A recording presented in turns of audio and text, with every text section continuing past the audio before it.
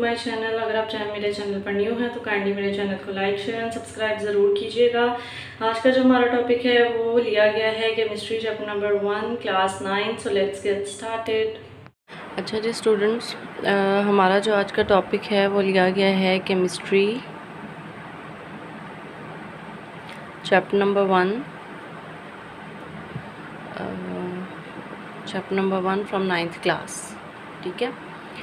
अच्छा, जो हमने प्रीवियस लेक्चर्स, अगर आप मेरी प्रीवियस वीडियोस जाके देखेंगे तो वहाँ से आपको आइडिया हो जाएगा कि हमने अभी तक क्या क्या डिस्कस कर लिया है। हमने इंट्रोडक्शन ऑफ केमिस्ट्री डिस्कस कर लिया था, इंट्रोडक्शन ऑफ साइंस था, इंट्रोडक्शन ऑफ केमिस्ट्री था, और उसके अलावा मैटर का इंट्रोडक्शन था, और उसके अलावा हमने ब्रांचेस स्टार्ट कर दी थी।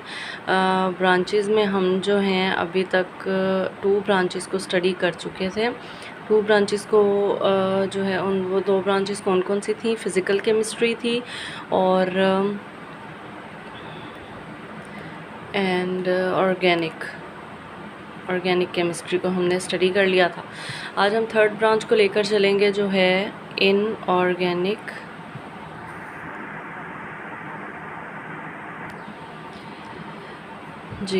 इनऑर्गेनिक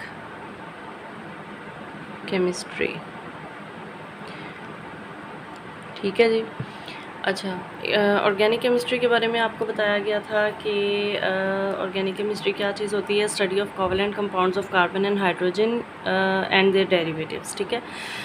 ऑर्गेनिक केमिस्ट्री जो है वो स्टडी ऑफ कार्बन और हाइड्रोजन के कोवलेंट कंपाउंड्स की स्टडी और उसके अलावा उनके डेरिवेटिव्स की स्टडी को कहा जाता है। इनऑर्गेनिक केमिस्ट्री जो है वो डील करती है all the elements except those of elements of carbon and hydrogen and their derivatives। ठीक है, यानी कि हम इनऑर्गेनिक केमिस्ट्री में कार्बन और हाइड्रोजन के कंपाउंड्स और उनके डेरिवेटिव्स के अलावा जितने कंपाउंड्स हैं उनकी स्टडी को हम इनऑर्गेनिक केमिस्ट्री का नाम देते हैं।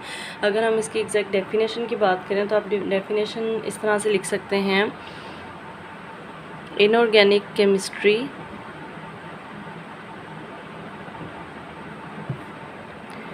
deals with the study of all elements and their compounds except those of compounds of carbon and hydrogen and their derivatives। ठीक हो गया जी। ये है इनऑर्गेनिक केमिस्ट्री जिसमें हम कार्बन और हाइड्रोजन के कंपाउंड्स के अलावा जो कंपाउंड्स हैं उनको स्टडी करते हैं। ठीक है। इसमें अब हम इसकी इम्प्लीमेंटेशन कहाँ पे करते हैं, यानी कि इसका यूज़ या इसकी एप्लीकेशन क्या होगी वो मैं आपको बताऊंगी कि इम्प्लीमेंट कहाँ पे किया जाता है इनऑर्गेनिक केमिस्ट्री को। ऑर्गेनिक केमिस्ट्री में तो आपको पता है कि उसमें हमने डिस्कस किया था पेट्रोलियम, पेट्रोकेमिकल प्रोडक्ट्स को और फार्मास्यूटिकल इंडस्ट्रीज़ में उसका यूज़ होता है, जबकि इनऑर्गेनिक कंपाउंड्स का जो यूज़ है वो कहाँ पर होगा, यानी कि कौन कौन सी इंडस्ट्रीज़ में होता है? ग्लास है, सीमेंट है, सिरेमिक है, एंड मेटलर्जी कह लें आप। मेटलर्जी किसको कहते हैं? Extraction of metals from ores. ठीक है जी।